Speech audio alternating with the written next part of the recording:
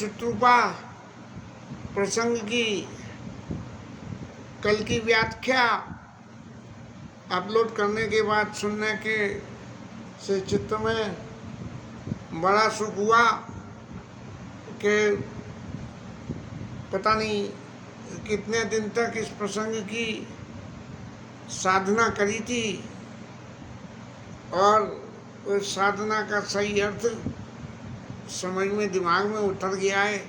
लगा तो ऐसा ही। आगे का कथा प्रसंग चले तो आगे के कथा प्रसंग में तो महाराज प्रताप भानु राजा की कथा, और ये राजा की कथा यदि बहुत संक्षिप्त में कहना चाहें तो इसका अर्थ ये होता है,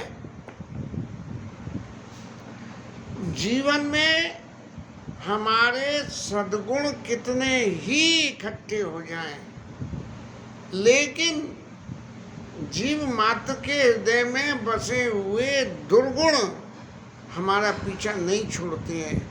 इसलिए जीवन में सद्गुण भले ही आ जाएं, लेकिन दुर्गुणों से बचने के लिए सतत भगवान का ध्यान करें और प्रार्थना करें कि महाराज मुझे दुर्गुणों से बचाना। ये तो संक्षिप्त में बिल्कुल अर्थ हो गया कि जहाँ प्रताप भानु राजा जो है जाके और रावण के अवतार में परिवर्तन हो गए हैं। अब संक्षिप्त में कथा को यदि फिर कहना चाहें तो प्रताप भानु राजा के दो पुत्र, एक भाई और अपर सुतई मर्दन नामा भजुअल अतुल संग्रामा, और भाई परम सप्रीति सकल दोष वर्जित छल वर्जित प्रीति। थोड़ा सा विचार करें तो देख के ये समझता है ना कि उनके दो पुत्र हुए प्रताप भानु के, और बड़े रणधीर और सत्यकेतु राजा के दो पुत्र हुए। बड़े का नाम क्या नाम है प्रताप भानु, और छोटे का नाम जो है अरिमर्दन। और इन दोनों में जो है अरिमर्दन और प्रताप भानु में अत्यंत प्रीति, और प्रीति भी कैसी है, सकल दोष वर्जित छलनी थी। सब दोषों से दूर होकर प्रीति थी। जो वास्तव में प्रीति होती है तब जो है राजा ने जो है इनको प्रताप भानु को राज्य देके और वन में चले गए, जैसी उस समय की मर्यादा थी। और प्रताप भानु ने धरती को बहुत अच्छी तरह से पाला करा, और इतनी अच्छी तरह से पाला कि धरती भी जो है सप्तद्वीप भुजबल वर्ष कीने ले दंड छाण नृप दीने। अब जब राजा हो गए तो अश्वमेध यज्ञ पहले तो करते थे, उन्होंने जो कुछ भी करा और करके उन्होंने जो है सबको, पूरी पृथ्वी को अपने वश में कर लिया। और सुवस्व विश्व करे बाहुबल निजपुर कीन प्रवेश, और अर्थ धर्म काम आदि सुख, अर्थ धर्म और काम, ये तीन। और फिर गोस्वामी जी ने तो लगा दिया अर्थ धर्म काम आदि। अब आदि शब्द में महाराज मोक्ष, धर्म अर्थ काम और मोक्ष शब्द को यहाँ इंक्लूड नहीं कराया गोस्वामी जी ने। लेकिन राजा प्रताप भानु में जिस तरह की जीवन में सुविधा और उनके चरित्र का वर्णन, उनके राज्य का वर्णन किया गया है, उस हिसाब से मोक्ष सुख की कामना चित्त में पैदा ही नहीं हो सकती। क्यों कि मोक्ष तो तभी सुख में जीवन में पैदा होता है जब भोगों से मन भरे, और भोगों से मन भरे नहीं तो हो कैसे। इसलिए मोक्ष सुख की जो है धर्म अर्थ काम मोक्ष जो है गोस्वामी है। अर्थ धर्म, पैसा खूब हो गया, धन पुण्य हुआ, सब कामनाएं पूर्ण होती गई। से वही समय नरेश राजा जो है जैसा समय होता था उनका जो है खूब सेवन करते थे। और अत्यधिक सेवन ही जीवन में कहीं ना कहीं कोई लैक्यूना पैदा कर देता है। अब पृथ्वी तो जो है खूब प्रताप भानु जब राजा अच्छा होता है तो प्रकृति भी सहायता करती है, और राजा यदि गड़बड़ हो तो प्रकृति भी सहायता नहीं करती है। इस तरह से जीवन चल रहा था। ये चलते हुए जीवन में अब राजा का तो धर्म है कि शिकार करना, लेकिन शिकार किसका करना? प्रश्न ये खड़ा होता है कि शिकार किसका करना? शिकार करना दुष्प्रवृत्तियों का। अब गए तो दुष्प्रवृत्तियों का शिकार करने, लेकिन खुद ही दुष्प्रवृत्ति के बस में हो गए। और जब वो दुष्प्रवृत्ति के बस में हो गए राजा, तब उन्हें जो है एक सूअर दिखाई पड़ा और उसको मारने के लिए उसके पीछे भाग दिए। लेकिन जीवन में जब कहना चाहिए नेक नीति के संग में यदि हट जुड़ जाए, तो मुझे किसी का हित करना है तो हित मुझे करना चाहिए, हित के लिए उपदेश करना चाहिए, प्रयास करना चाहिए। लेकिन ये नहीं कि उसकी छाती पे चढ़ जाए और दो मुक्के लगावें, बोले मानेगा कैसे नहीं मेरी बात, बस फजीती वहीं हो जाती है। तो वो जो 12 भगवान दिखे उनको मानने के लिए राजा ने कही कि इतना डबल इतना मोटा 12 है और ये क्या नुकसान करेगा। इस तरह से उसके पीछे भाग दिए। भागते भागते बहुत दूर जंगल में चले गए। सेना तो सब पीछे छूट गई और राजा जो है आगे निकल गए। आगे निकल के राजा गए और फिर जो है वो 12 भगवान जाके जो है एक पर्वत की कंदरा में घुस गए। और कथा कहती है कि वो 12 के रूप में जो है कोई दुष्प्रवृत्ति राक्षस वृत्ति थी जो राजा प्रताप भानु को वहाँ से बहला के और उसको ले गई। या कहें कि प्रताप भानु के ऊपर भगवान की कृपा होनी थी। बोले अर्थ धर्म और काम सुख तो तेने भोग लिया, मोक्ष सुख नहीं भोगा है, इसलिए मोक्ष सुख भोगने के लिए अब हम तेरे लिए इंतजाम करते हैं। तब भगवान ने जो है उसको इस तरह से फंसा दिया। फंस गए महाराज, पानी पीने को मिला नहीं, प्यास के मारे जंगल में घूम रहे थे। एक कपट मुनि का आश्रम दिख गया। ये कपट मुनि और कोई नहीं, भगवान का वही माया स्वरूप में विराजमान थे जिनका राज्य जो है इन्होंने प्रताप भानु ने छिनवा लिया था। और राज्य छीनने के बाद में दंड लेके उनको जो है छोड़ना था, लेकिन वो राजा से जाके मिलते तो दंड लेके छोड़ देते, लेकिन राजा से जाके मिले ही नहीं तो दंड लेके छोड़ने का मतलब नहीं आया। और वन में जाके अपने समय की प्रतीक्षा करने लगे कि कब मेरा समय आवे जब मैं प्रताप भानु का अहित करूं। ये विचार से जीवन में विपत्ति कितनी भी हमारे आती हो, उन विपत्ति को बड़े धीरज के संग में झेला जाए और उस समय का इंतजार करा जाए जब वो विपत्ति ही संपत्ति में बदलने का नंबर आ जाता है।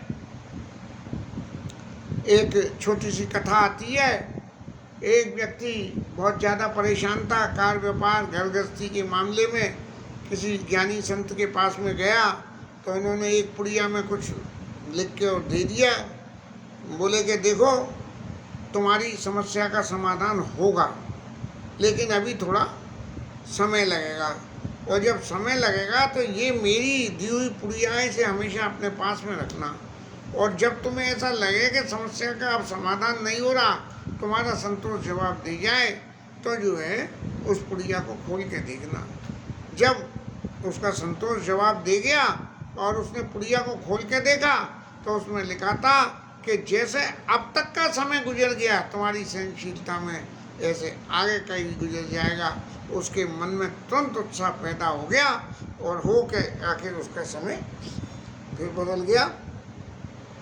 इसलिए समय हमेशा कभी सबका एक सा नहीं रहता है। समय के बदलाव के लिए निरंतर हमको प्रयास करना चाहिए और भगवान के ऊपर भरोसा रखना चाहिए, तभी वो बदलाव प्रभावित होगा।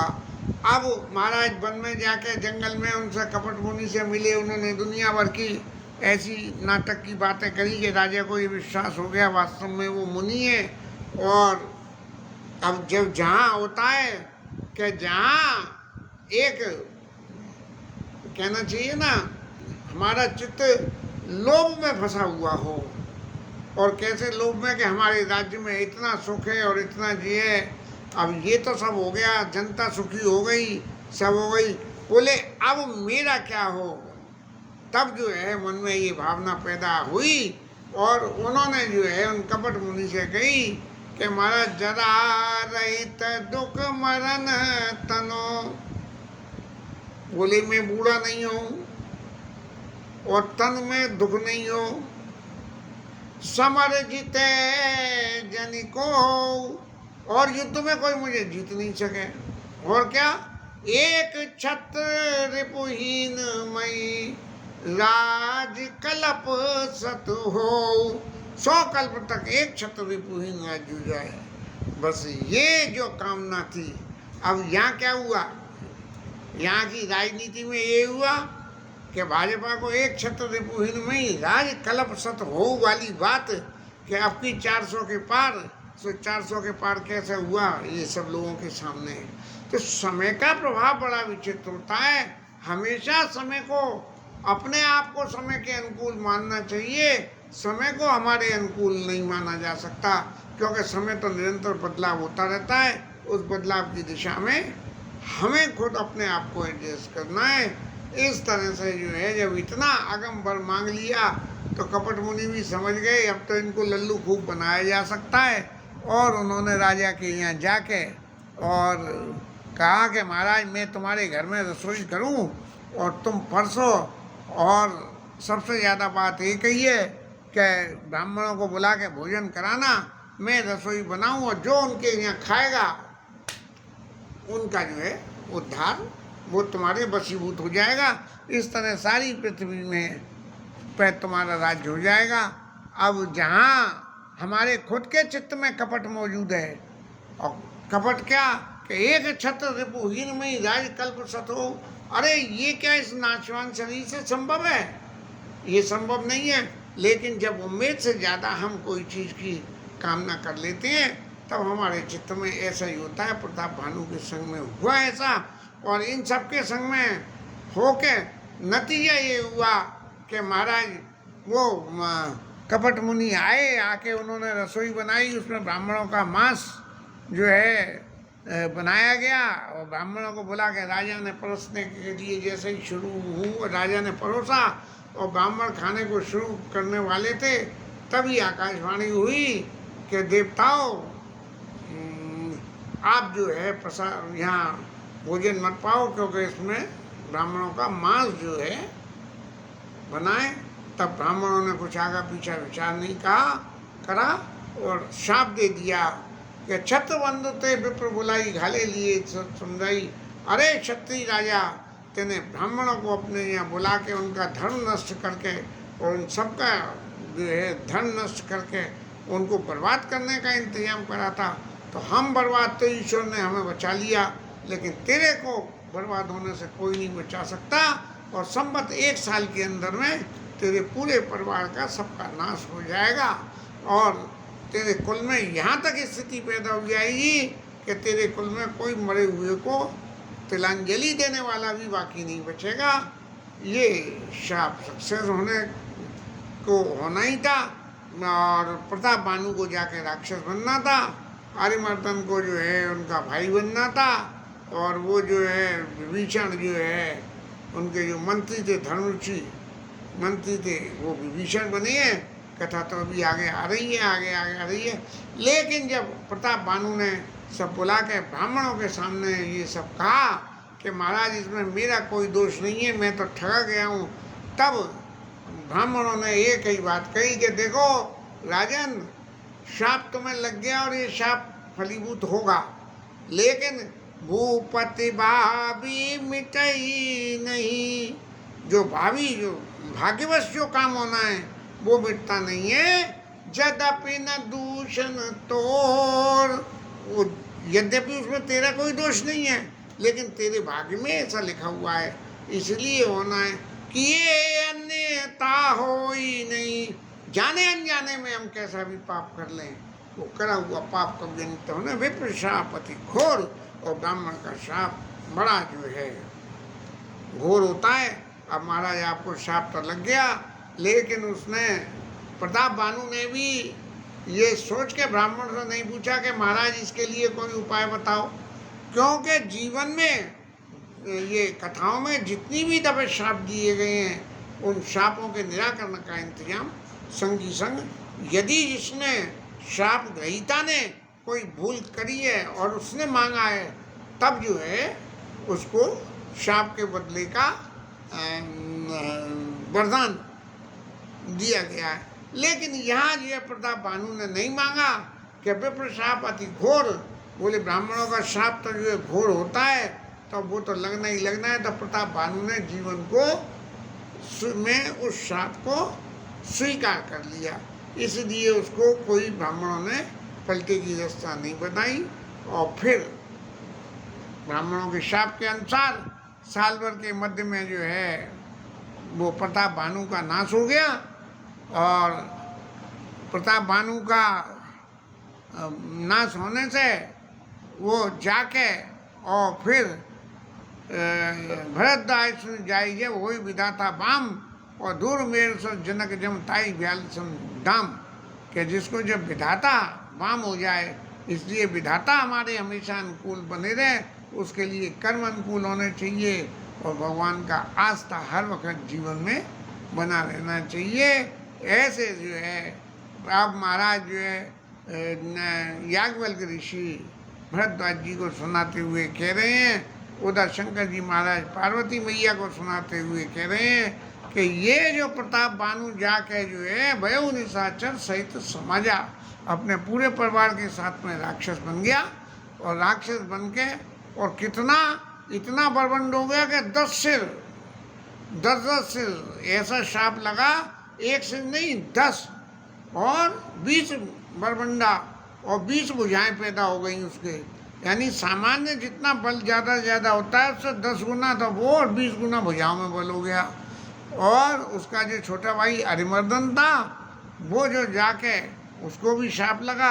हालांकि अरिमर्दन ने कुछ नहीं किया इस क्रिया में, सिर्फ अपने बड़े भाई का संग दिया, तो वो जाके जो है कुंभकर्ण बन गया और इतना बली हो गया। और लेकिन उनका जो मंत्री धर्मरुचि था, जिसका नाम ही धर्मरुचि था, धर्म रुचि थी, वो प्रताप भानु को हमेशा नीति सम्मत बातें सिखाता था, लेकिन उनकी बातों का किसी का कोई हुआ असर नहीं हुआ। तब जो है जाके उनका सौतेले भाई जो है विमात्र बंद लघुतासु विभीषण नाम का, तो रावण, कुंभकर्ण और विभीषण, इन 3 की कथा को महाराज इन्होंने प्रताप भानु ने जन्म दे दिया। और तो फिर जितने थे सब एक से एक बड़े पापी बनते चले गए। उपजे यद्यपि पुलस्त्य कुल पावल अमल अनूप, रावण का जन्म पुलस्त्य ऋषि के कुल में हुआ, तदपि महिषुर शाप बस भई सकल रूप, ब्राह्मणों के शाप की वजह से सब पापी बन गए। हर किसी बड़े बड़े ऋषियों के कुल में यदि भगवान किसी को अत्यंत कष्टकारी गति देना चाहते हैं, तो ऋषियों के कुल में ही जाके जो है ऐसे दुष्ट लोग पैदा होते हैं। सामान्य व्यक्ति के जीवन में तो सामान्य भजन करो, सामान्य फल मिल जाएगा, उद्धार हो जाएगा, लेकिन जब विशिष्ट भजन करोगे और अपराध होगा तो फल भी विशिष्ट ही मिलेगा। इस तरह से जो है तीनों भाइयों ने जाके और खूब तपस्या करी डट के, और फिर ब्रह्मा बाबा आए और शंकर बाबा आए, और उन्होंने कही कि आपने बहुत तपस्या करी है तो वरदान मांग लो। अब जीवन में जब शक्ति मिली और शक्ति मिलकर उसका उपयोग उन्होंने तपस्या करने के लिए किया, तब जो है उनको फिर वरदान मिलने का नंबर आ गया। वहाँ ब्राह्मणों से तो वरदान नहीं मिला, यहाँ के जब वरदान मिलने का नंबर आया तब सबसे पहले भगवान जो है रावण महाराज के पास में गए और उनसे जाके ये कहा कि महाराज आपने बहुत तपस्या करी है तो आप जो है वो वरदान मांग लीजिए। अब उन्होंने तो तपस्या भगवान की साधना करने के लिए नहीं करी थी, तपस्या इसलिए करी थी कि हमको वरदान मिले, और वरदान मिलने के बाद हम अपनी मुक्ति का इंतजाम स्वयं कर लें, बजाय इसके कि हम भगवान से कहें कि आप हमें सीधी मुक्ति दे दो। उन्होंने टेढ़े रास्ते से कि हम अपनी बाहुओं के बल से ही मुक्ति को प्राप्त कर लेंगे। क्यों कि रावण ने जिस वक्त सीता जी का हरण करा और उसको बार बार ये समझाया गया कि देखो तात राम नहीं निर्भूपाला भुवनेश्वर कालऊ कर काला ब्रह्म नाम है हरिभगवंता आज अनादि शक्ति भगवंता गोद देन देवकारी कृपा सुंद मानुष सुंधारी। विभीषण ने खूब समझा के कही थी, और रावण ने मन में क्या समझा कि होई भजन तामस दिया मन क्रम बचना मंत्र दृढ़ इया। भले ही आपने तपस्या किसी भी भाव से करी हो, लेकिन तपस्या का फल नीक होता है। और नीक होने से क्या हुआ कि भले ही शक्ति की उन्होंने मांग कर ली, शक्ति उन्हें मिल गई कि हम काऊ के मरई न मारे बानर मर जात धुई बारे। हम जो है किसी के मारे नहीं मरे, मनुष्य और बंदरों को छोड़ के ऐसे करके जो है कुंभकर्ण के पास गए। कुंभकर्ण के शरीर का डील डोल देख के बोले कि ये तो रोज खाएगा तो संसार चौपट हो जाएगा। तो उसकी मति फेरी, सात पे फेरी और मांगी नींद मां सट फेरी।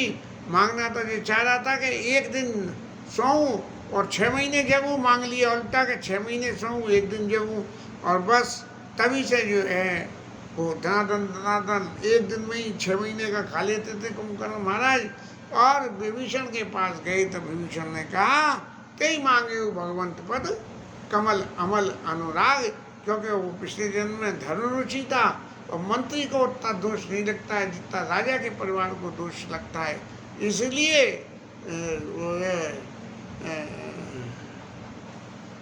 मंत्र राखे कंठ में, जो गुरु जी से मिला हुआ मंत्र हो वो तो कंठ में रखे, और पैसा रखे अंट में। पैसा अगर पास में हो तो अंटी में रखे, वो अपना है, और यदि किसी के नीचे दे दिया तो अपना नहीं है। तो ऐसे ही ये जो इनके धर्मरुचि जो मंत्री थे, तो वो धर्मरुचि को तो राजा जो कर रहा है भाई उन्हें नीति की बात करनी, लेकिन नीति की बात राजा माने या न माने इससे उन्हें कोई फर्क नहीं पड़ता। इसीलिए उनके पास गए तो तेई मांगे वो भगवंत पद कमल अमल अनुराग, भगवान के चरणों में मांगा। अब ब्रह्मा जी महाराज तो सब चले गए, और जाने के बाद रावण महाराज ने सोचा कि अब देखो बल तो आ गया हमारे पास में, और ब्राह्मणों ने जो कुछ हमारे संग करा अब हमें उससे बदला लेने का मौका आ गया। तो सबसे पहले उन्होंने जाके जो है ये समझ के कि भाई अब जो हमें बल मिला है इस बल का पहला दंड ब्राह्मणों को देना पड़ेगा। लेकिन इससे पहले उन्होंने जाके जो है मैं दानव की पुत्री मंदोदरी से उन्होंने विवाह कर लिया। और मैं दानव ने ये समझ के कि ये जो राक्षसों के राजा होंगे इसलिए इनको विवाह कर दो। भले ही ये राक्षसी वृत्ति होगी लेकिन ये होंगे राजा, इसलिए राजसी सुखों में तो कहीं न कहीं वृत्तियों में फर्क आता ही है। इसीलिए रावण को ब्याह दी। रावण ने अपने भाइयों का ब्याह करा और कुबेर पर जाके जो है वो पुष्पक विमान छीन लाए, और यहाँ लंका में जो कनक रहे थे, जैसे अमरावती जैसे शक्र निवासा, जैसी अमरावती में इंद्र महाराज रहती हैं, ऐसे ही ये लंका नाम की जितने अधिक रम्य तिपंका, अमरावती से ज़्यादा सुंदर जो है जगह थी, इसका नाम था, जग विख्यात नाम थी लंका। और लंका के चारों तरफ समुद्र, और समुद्र के बीच में जो है सोने की लंका बनी हुई।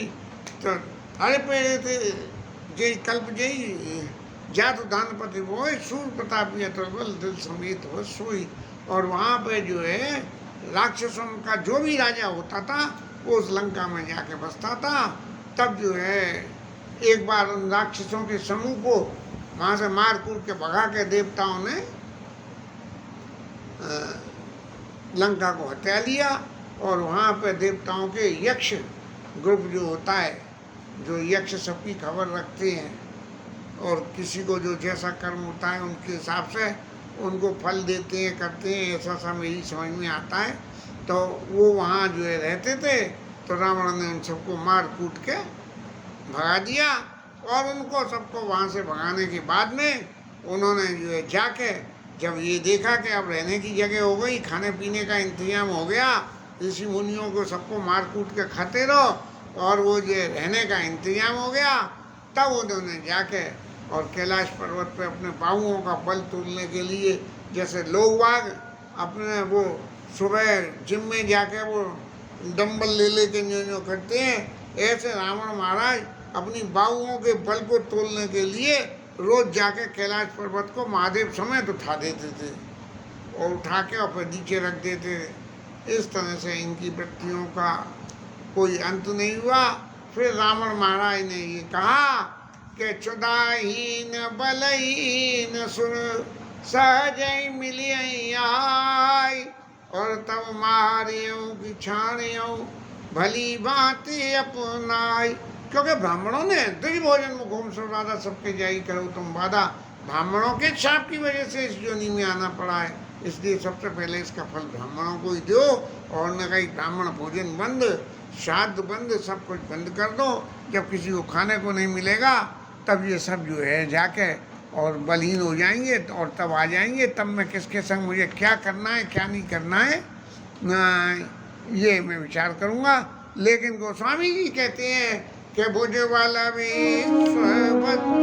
से करी या किसी को न स्वतंत्र मंडली का मनि रावण राज्य करही निज मंत्र। ये उद्दंडता जीवन में जब पैदा हो जाती है, अतिशय शक्ति आ जाने से उद्दंडता पैदा हो जाती है और पूरे विश्व को अपने वश में करके किसी को उसने स्वतंत्र नहीं रखा। आज भी राजनीति में यही है कि चाहे जो कोई हो जाए, हेड ऑफ दी राजनीति हो गया तब वो अपने मन की मर्जी करता है और किसी को इस मतलब में रास्ते में अटकने नहीं देता कि उसने जो कह दी वो है।